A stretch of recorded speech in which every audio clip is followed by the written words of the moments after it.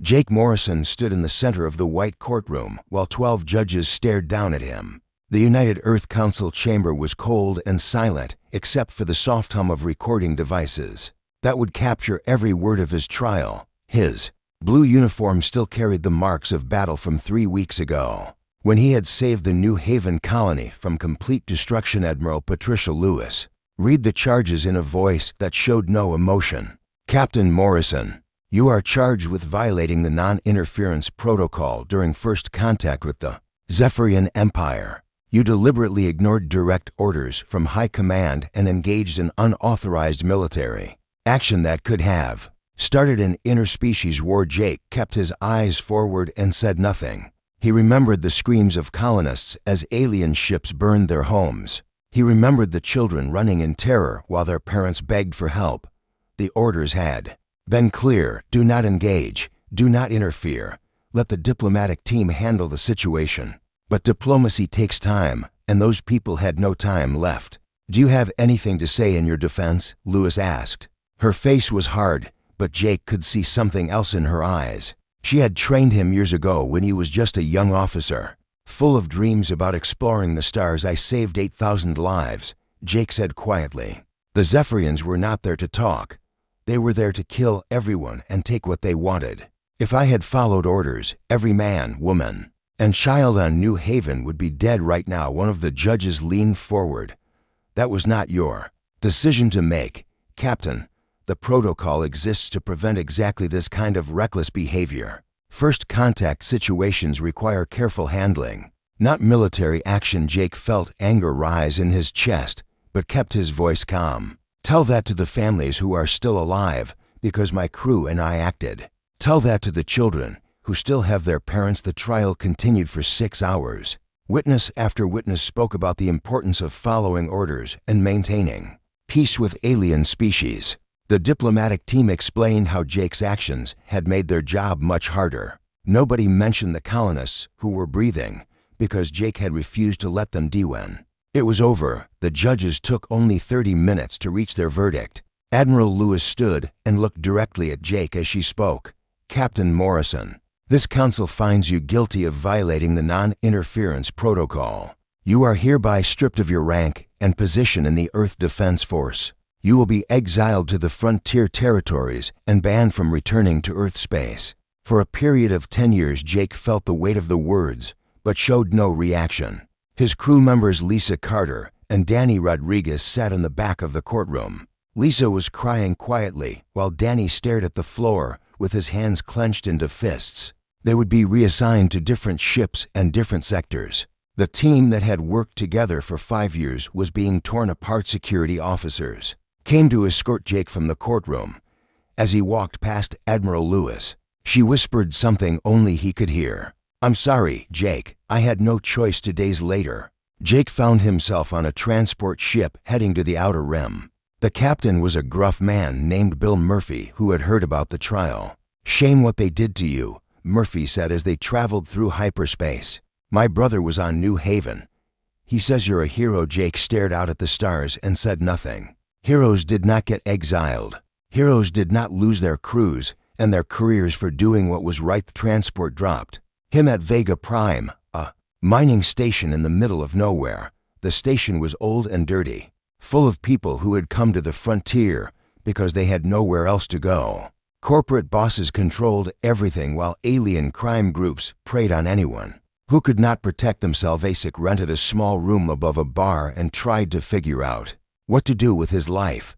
The station was rough and dangerous. Fights broke out every night, and the security force was either too scared or too corrupt to do anything about it. In his 3rd day, Jake was walking through the market when he saw trouble. 3 alien enforcers from the Corrin crime family had cornered a human miner named Pete Collins.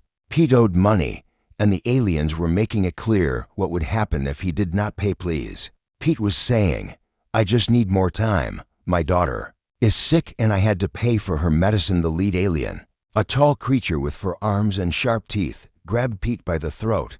Time is up, human. You pay now or we take payment in blood. Jake knew he should walk away.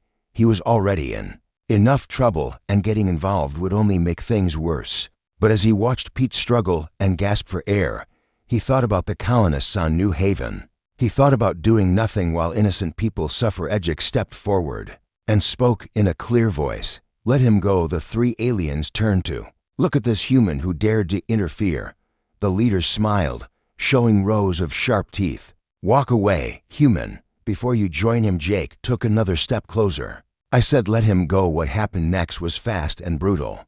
Jake had trained in combat for 15 years, and these street thugs had no idea what they were facing. In less than 2 minutes, all three aliens were on the ground and Pete Collins was free. Pete stared at Jake with wide eyes. "Thank you," he whispered, "but you just made a very dangerous enemy." The Corns don't forget. Jake helped Pete to his feet and looked around at the crowd that had gathered. He saw fear in their faces, but also something else, hope. For the first time in years, someone had stood up to the aliens who terrorized the mosque. Jake walked back to his room. He did not know that word of what he had done was already spreading through the station. He did not know that other outcasts and forgotten people were starting to pay attention to the human who had been cast out by his own government, but still fought for what was right. The exile had begun, but so had something else, something that would change everything. Word traveled fast in the dark corners of Vega Prime. Within a week, everyone knew about the human who had stood up to the Corn enforcers and walked away alive. Some called him crazy while others called him brave. Jake Morrison just wanted to be left alone, but the frontier had other plans for him. First person to seek him out was Kelly Brooks. She found him in the bar below his room, drinking coffee and reading old news reports about attacks on human colonies. Kelly was tall and strong with scars on her face that told stories of battles fought and survived. "You're the one who helped Pete Collins," she said as she sat down across from him. "I heard you used to be Earth Defense Force before they threw you away." Jake looked up from his tablet. "And you are?" "Kelly Brooks, former Marine Sergeant. They discharged me for refusing to abandon wounded soldiers during the retreat from Kepler Station. Seems like Earth Command doesn't appreciate people who actually care about human lives." Jake studied her face and saw the same anger he felt burning inside himself. "What do you want?" Kelly leaned forward and lowered her voice. "The same thing. You want to fight back. The hegemony is coming whether Earth Command wants to admit it or not. I've seen the reports from the outer colonies. 12 alien species working together to wipe out every human settlement they can find." Over the next few days, more people came to find Jake. Dr. Roy Campbell had been the top xenobiologist on Earth until he published research showing that several alien species were planning coordinated attacks on human worlds. The government buried his work and destroyed his career rather than face the truth. Nick Turner was a smuggler whose family had been killed when hegemony raiders hit the farming world of New Texas. His wife and 2 young sons were among the 3,000 humans who died that day. While Earth Command claimed it was just a pirate attack, Stone had been a promising young officer until an alien bomb took her legs and left arm during a patrol mission. The military doctors rebuilt her with cybernetic parts, but her commanders decided she was no longer fit for duty. They pensioned her off and tried to forget about her. Each person who came to Jake brought the same story. They had tried to serve humanity through proper channels and been cast aside when they became inconvenient. The system had failed them, but they still believed in protecting innocent people from the growing alien threat. "We need a base of operations," Jake told the small group that had gathered in his room. "Somewhere the authorities won't find us, and we can plan our next moves." Dr. Campbell pulled up a star chart on his portable computer. "I know a place. The asteroid belt in the Ross 128 system has dozens of abandoned mining facilities. Corporate interests pulled out 5 years ago when the ore deposits ran dry. Nobody goes there anymore." Within a month, they had established their headquarters in a converted mining station deep in the asteroid field. The facility had been stripped of valuable equipment, but the basic structure was sound. They worked day and night to make it livable and defensible. More people came as word spread through the underground networks that connected outcasts and rebels across the frontier. Some were humans who had been discarded by their own government. Others were aliens who opposed the hegemony for their own reasons. Commander Vexthal was a Zephyrian officer who had seen what the hegemony was doing to human colonies and spoken out against it. His own people had stripped him of rank and exiled him for showing sympathy to humans. He brought valuable intelligence about alien military tactics and technology. The hegemony underestimates your species, Vexthal told Jake during one of their planning sessions. They see humans as weak because you avoid direct confrontation and try to negotiate. They do not understand that this is choice, not weakness. Jake was studying reports of recent attacks on human settlements when Nick Turner burst into the command center. We've got problems. A hegemony raid fleet just hit the colony on Proxima 7. 200 families and the local defense force never had a chance. The reports were brutal. The hegemony had swept in with overwhelming force, killed anyone who resisted, and taken the survivors as slaves. It was the same pattern they had used on dozens of human worlds over the past 2 years. Earth Command will call it another pirate attack and do nothing, Kelly said with disgust. They'll send a diplomatic protest and wait for it to happen again. Jake looked around at the faces of his team. These were people who had been thrown away by their own society, but they were still willing to fight for it. They understood what the politicians on Earth refused to see. The enemy was not interested in peace talks or diplomatic solutions then. We stopped waiting for Earth Command to act, Jake said. We hit them back hard. Their first real operation came 2 weeks later, when intelligence reports showed a hegemony supply convoy moving through the neutral zone. 3 heavily armed transport ships were carrying weapons and supplies to support raids on human colonies. Jake planned the attack carefully. They had captured some hegemony weapons during previous encounters, and Dr. Campbell had figured out how to modify human ships to use them. The enemy would not expect humans to attack with their own technology. The assault was swift and brutal. Jake's small fleet of modified ships hit the convoy from 3 directions at once, using tactics that the rigid hegemony command structure could not adapt to quickly enough. Within an hour, all 3 transports were captured along with their crews. More importantly, they rescued 43 human prisoners who had been destined for the slave markets. Among them were entire families who had been taken during recent raids, including children who had watched their parents die. As Jake looked at the faces of the people they had saved, he understood something important. This was not about revenge or glory. This was about protecting the innocent when nobody else would. Earth Command could call them outlaws and criminals, but these people were alive because someone had been willing to fight. Word of the rescue spread quickly through human settlements across the frontier. For the first time in months, colonists had hoped that someone was fighting back against the alien raiders who terrorized the Mieks group. Was no longer just a handful of outcasts hiding in an abandoned mining station. They were becoming something bigger and more dangerous. They were becoming the resistance that humanity needed, led by a man who understood that sometimes the most important battles are fought by those who have been forgotten, by the system they are trying to protect. Forgotten had found each other, and they were ready to remind the galaxy what humans could do when they stopped asking for permission to defend themselves. The hegemony had ruled through fear for 300 years, but they had never faced an enemy like humans before. Other species followed predictable patterns in warfare, using established tactics that could be countered with standard responses. Humans were different, and the alien coalition was learning this the hard way. Jake Morrison stood in the command center of their hidden base, studying intelligence reports from across the frontier. His resistance had grown from a handful of outcasts to over 300 fighters spread across 12 systems. They operated in small cells that could strike quickly and disappear before enemy reinforcements arrived. The neural disruptors aren't working on human targets, Dr. Campbell reported during their morning briefing.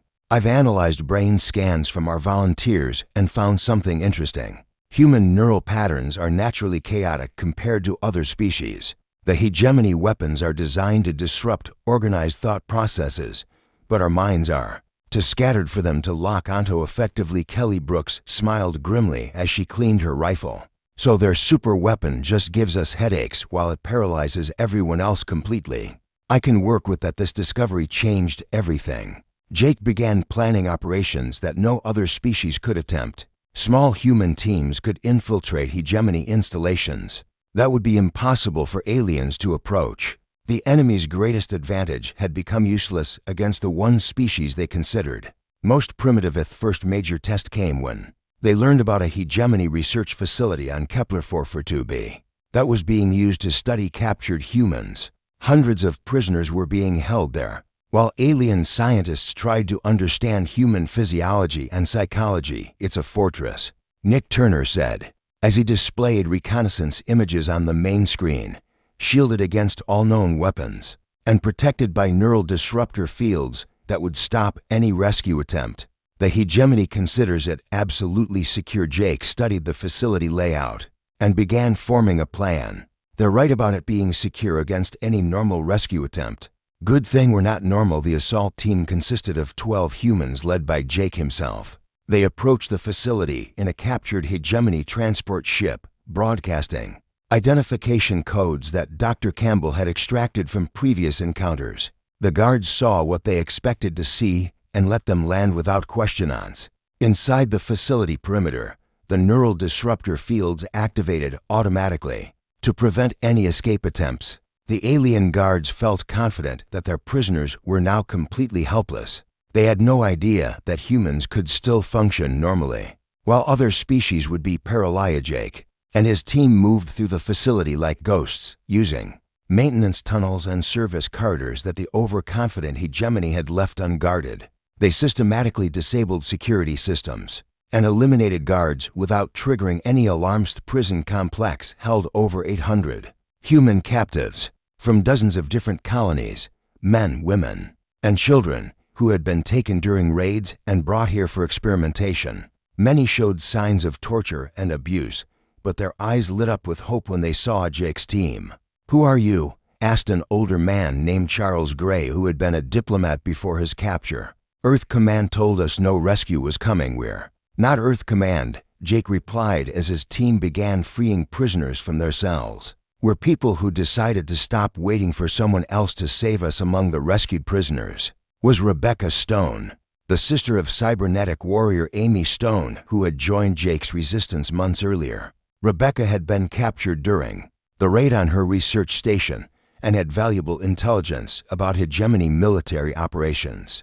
"They're planning something big," Rebecca told Jake as they prepared to evacuate the facility. "I overheard guards talking about a massive fleet gathering in the Vega system. Thousands of ships from all 12 hegemony species. They called it the final solution." The rescue operation succeeded beyond their wildest hopes, but it also revealed the scope of the threat they were facing. The hegemony was preparing for total war against humanity, and Earth Command was still trying to negotiate peace with an enemy that wanted complete extermination. "We saved 800 people today," Jake told his team as they returned to base with the freed prisoners. "But there are millions more out there who need our protection. The hegemony isn't interested in coexistence. They want us gone." Word of the rescue spread throughout human space, faster than official government communications. Colonial settlements that had given up hope began sending messages of support and offers to help. Volunteers arrived at Jake's base every day, bringing whatever skills and equipment they could contribute. Former military officers like Captain Ben Miller brought tactical expertise and knowledge of Earth Defense Force procedures. Engineers like Tom Phillips offered technical skills for modifying captured alien technology. Medical personnel like Dr. Linda Wells came to treat wounded fighters and train others in battlefield medicine. ETH resistance was becoming more professional and better organized with each passing week. They established supply lines, communication networks, and safe houses across the frontier. Most importantly, they were proving that humans could fight back effectively when they stopped playing by the enemy's rules. Jake found himself transforming from a disgraced officer into a true leader. People looked to him for guidance and inspiration in the face of overwhelming odds. He understood that his decisions now affected thousands of lives, and the weight of that responsibility never left him. "You've given people something they had lost," Commander Vexthal observed during one of their strategy meetings. "Hope. The hegemony rules through fear, but hope is more powerful than fear." When properly directed, the alien commander was right. Across human space, colonies that had been preparing for inevitable defeat were now organizing their own defenses. They shared intelligence with Jake's resistance and provided support for operations against hegemony targets, but success came with a price. The enemy was adapting their tactics and becoming more ruthless in response to human resistance. They began targeting civilian settlements specifically to draw Jake's forces into traps. They used human prisoners as shields during battles to make rescue operations more difficult. "They're learning to think like us," Kelly observed after a particularly costly mission to free hostages. "Using our own compassion against us, that's something they never had to do with other species." Jake knew she was right. The hegemony had fought wars of conquest for centuries, but they had never faced an enemy that refused to surrender even when defeat seemed certain. Human unpredictability was forcing them to abandon their standard tactics and develop new strategies. The real test would come when the massive hegemony fleet that Rebecca had warned them about began moving toward Earth itself. Jake's resistance had proven they could win individual battles and rescue prisoners, but stopping an invasion force of thousands of ships would require everything they had learned about fighting an enemy that considered mercy a weakness. As Jake stood looking out at the stars from his command center, he knew that the easy victories were over. The hegemony now understood that humans were not the weak and passive species they had assumed. The real war was just beginning, and it would determine whether humanity survived as a free people or disappeared forever into alien slavery. The human factor had been revealed, and there was no going back. Command was a burden that Jake Morrison had never wanted, but could not escape. Every morning he woke to reports of new attacks, requests for help from besieged colonies, and difficult decisions that would determine who lived and who died. The weight of leadership pressed down on him. Like the gravity of a dying star, resistance now numbered over 2,000 fighters, operating from hidden bases across 30 systems. What had started as a small group of outcasts had become humanity's unofficial defense force, taking risks that Earth Command would never approve. But with growth came problems that Jake had not anticipated. "We lost Danny Rodriguez yesterday," Nick Turner reported during the morning briefing, his voice flat with exhaustion. His ship took heavy damage during the rescue mission at Titan Colony. He stayed behind to cover the evacuation transports and didn't make it out. Jake felt the words like a physical blow. Danny had been with him since the beginning, one of his original crew members who had believed in the cause when nobody else would. Now Maria Rodriguez was a widow, and their 2 young children had lost their father. "How many did we save?" Jake asked quietly. "For 100 civilians, including 80 children. The hegemony was loading them onto slave transports when we hit them." Jake nodded and made a note in his personal log. 400 lives saved at the cost of 1 good man and friend. The mathematics of war were brutal and unforgiving, but someone had to make these calculations. Someone had to decide which missions were worth the risk and which ones were not. The hardest part was facing the families of the fallen. Jake found Maria Rodriguez in the base's small memorial garden, where she was planting flowers in memory of her husband. She looked up when he approached, and Jake saw no anger in her eyes, only sadness. He knew what he was fighting for, Maria said before Jake could speak. He talked about those children on Titan Colony every night for a week before the mission. He said someone had to stand up for the innocent people who couldn't protect themselves. Jake wanted to say something meaningful, but words felt inadequate. Danny Rodriguez had died because Jake had sent him on a dangerous mission. No amount of justification could change that simple fact. Internal tensions were growing as the resistance expanded. Former Colonel Steve Parker led a faction that wanted to use captured hegemony bioweapons against a lean civilian populations. "They target our families and children," Parker argued during heated strategy meetings. "Why should we limit ourselves to military targets when they show no such restraint?" "Because we're better than they are," Jake replied firmly. "The moment we start targeting civilians, we become the monsters we're fighting against. Humanity survives through our moral superiority, not by copying alien brutality." The philosophical divide was tearing apart his command structure. Some fighters agreed with Parker's hardline approach, while others supported Jake's more restrained methods. The arguments grew more intense with each mission as both sides pointed to casualties that might have been prevented with different tactics.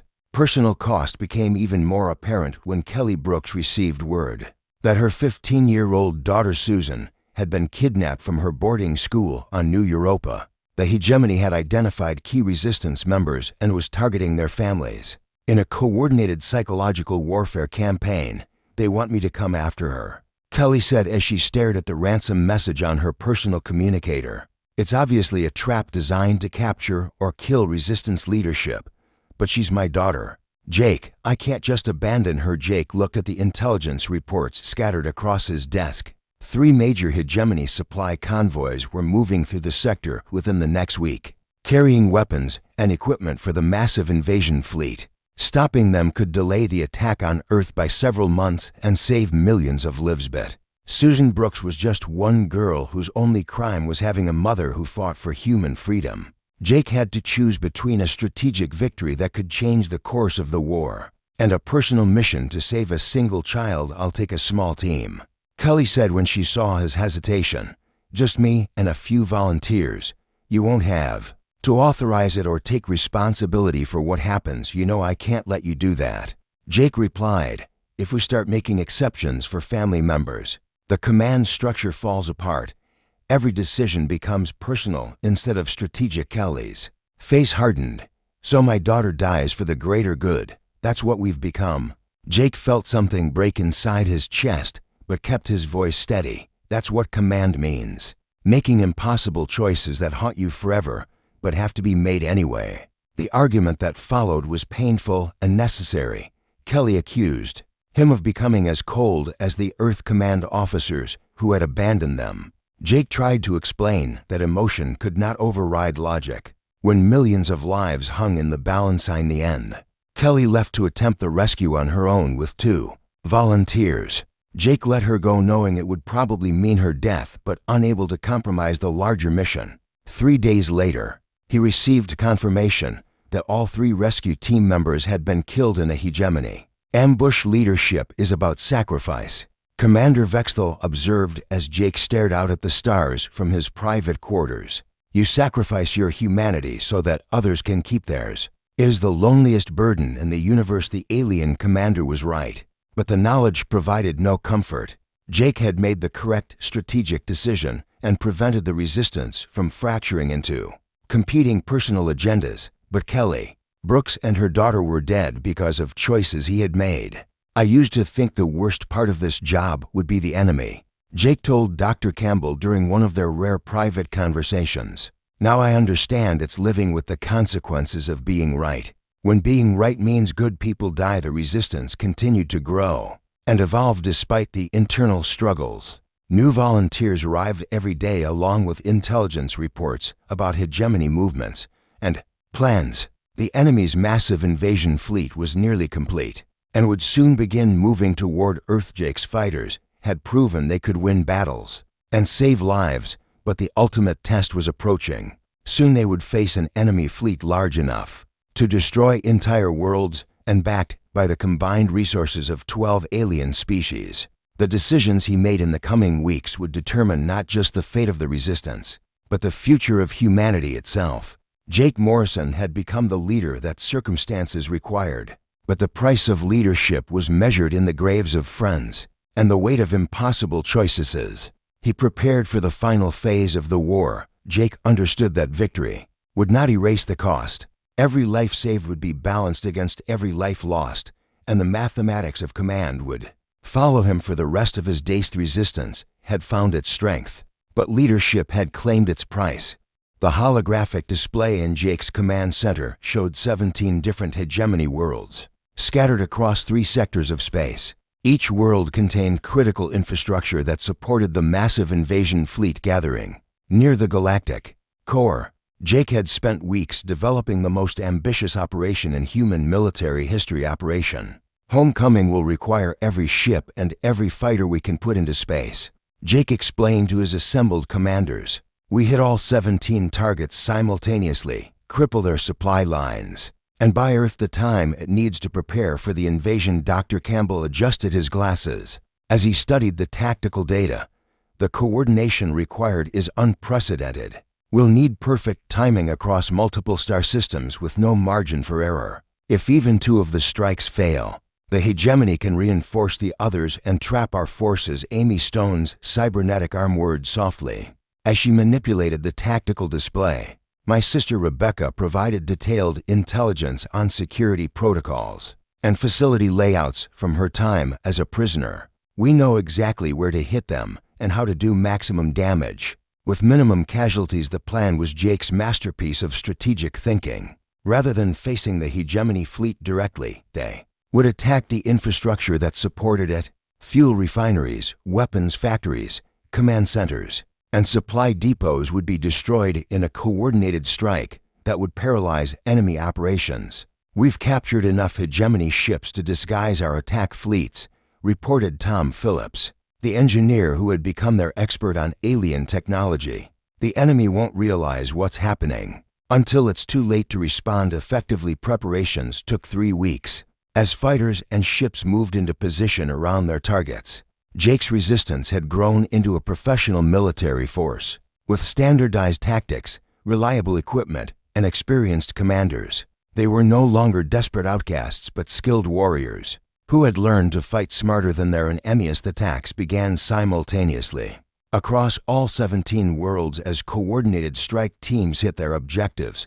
Jake personally led the assault on the main command center at Rigel Prime, the nerve center that coordinated hegemony military operations throughout the sector of space. "Remember the plan," Jake told his team as their disguised transport ship approached the heavily defended orbital station. "Get in fast, plant the charges, and get out before they realize we're not delivering supplies." The operation unfolded with clockwork precision. Years of fighting together had taught Jake's people to anticipate each other's moves and adapt to changing circumstances without detailed orders. They were no longer following a rigid plan, but improvising as a unified team. Linda Wells monitored enemy communications while the strike team moved through the station's corridors. "Security is confused but not yet alarmed," she reported through her headset. "They're getting reports of explosions from multiple worlds, but haven't connected them yet." Jake's team reached the main computer core and began installing Dr. Campbell's specially designed virus program. The software would not only destroy critical data, but also spread to other hegemony systems through their communication networks, causing cascading failures across their entire infrastructure. Scenes played out on 16 other worlds as human strike teams completed their missions with devastating effectiveness. Fuel refineries exploded in brilliant fireballs, weapons factories collapsed into twisted metal, and command centers went dark as their computer systems crashed. All teams report successful completion of primary objectives, Nick Turner announced over the tactical communication network. The hegemony supply network is crippled, and their invasion fleet is stranded without fuel or ammunition, but success came at a price. The hegemony response was swift and brutal once they realized what was happening. Several strike teams were caught during their escape attempts and forced to fight their way out against overwhelming odds. Team 7 is trapped on Kepler Station, Amy Stone reported as she monitored battlefield communications. They completed their mission, but enemy reinforcements have blocked their escape route. Captain Miller is requesting immediate support. Jake made the decision instantly. "All available ships converge on Kepler Station. We don't leave anyone behind." The rescue operation turned into a running battle as Jake's forces fought through hegemony defense fleets to reach their trapped comrades. By the time they extracted the survivors, 6 more fighters had died and dozens were wounded, but Operation Homecoming achieved its strategic objectives completely.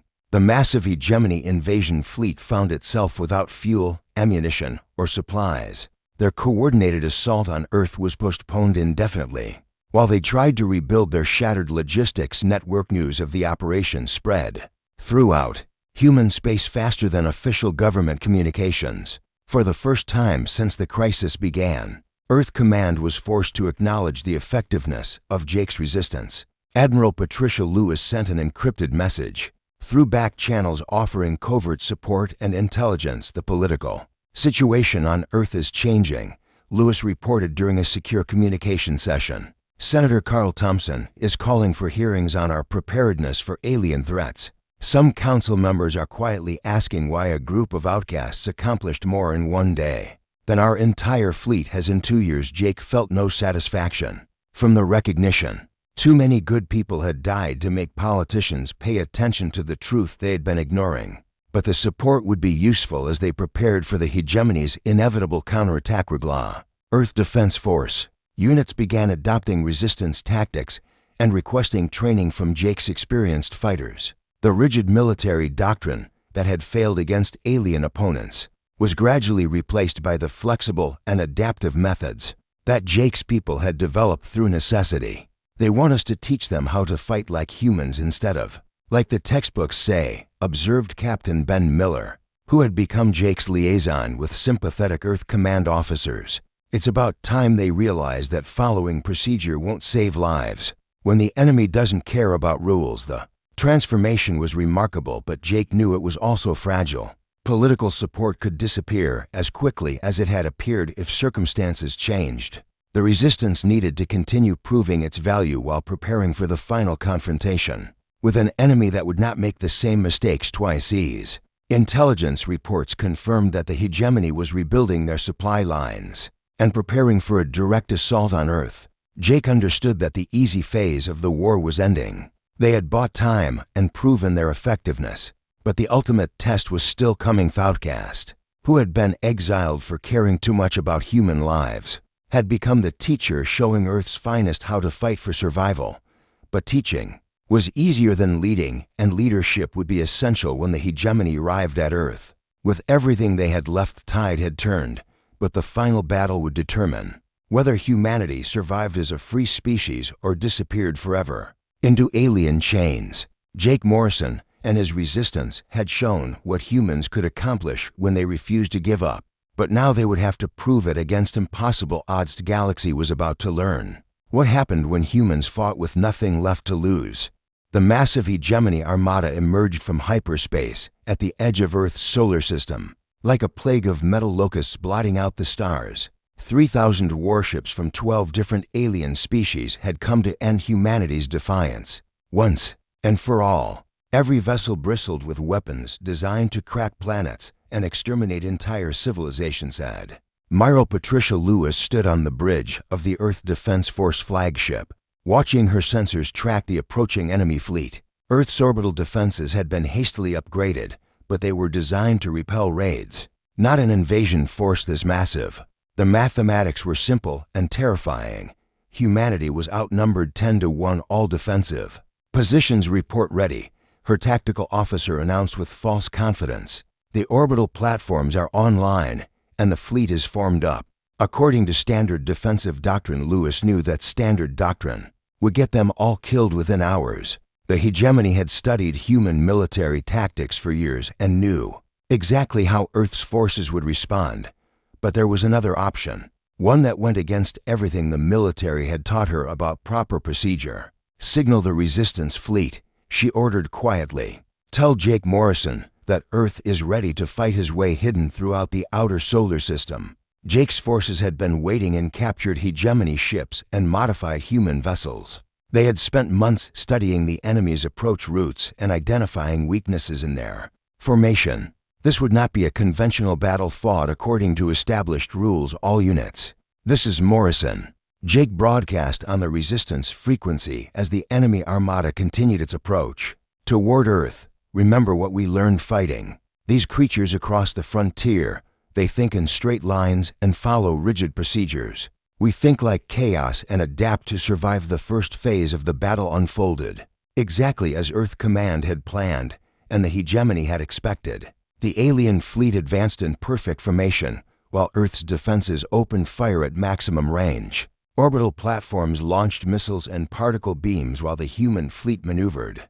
According to textbook tactics, within 2 hours, half of Earth's orbital defenses were destroyed, and the main battle fleet was retreating toward the inner system with heavy casualties.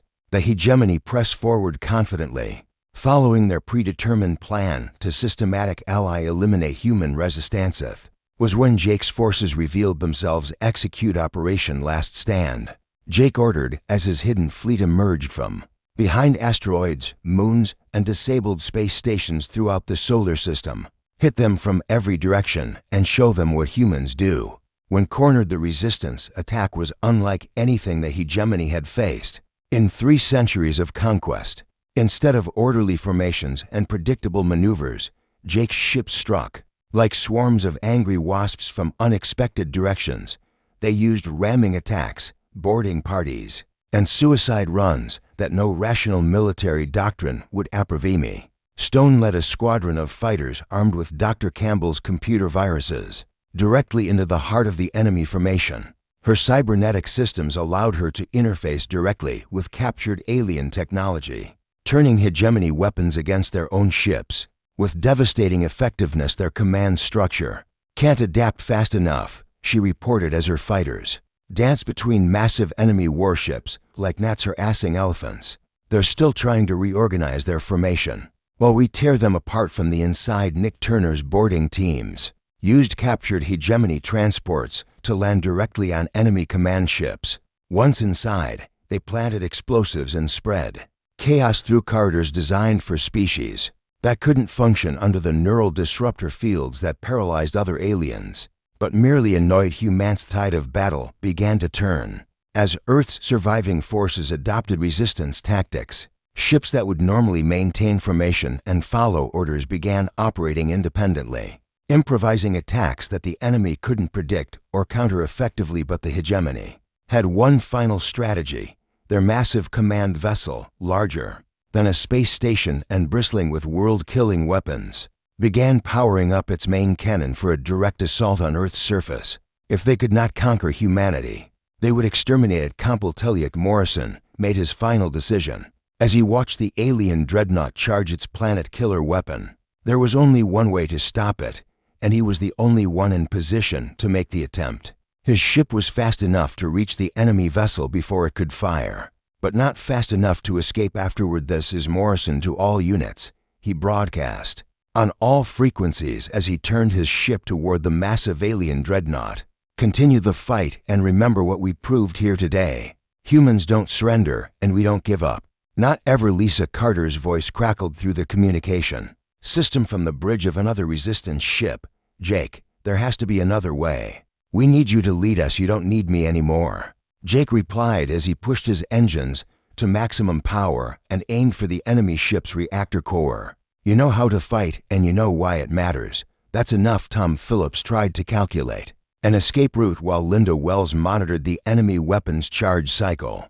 Both knew what Jake intended and both knew it was the only option left. Sometimes leadership required the ultimate sacrifice. Jake's ship struck the hegemony dreadnought's reactor section at full speed, his hull loaded with every explosive device they could carry. The resulting detonation tore through the massive vessel's superstructure and triggered a chain reaction that consumed the entire ship in seconds. Destruction of their command vessel and the death of Supreme Commander Kralthex broke the hegemony's morale completely.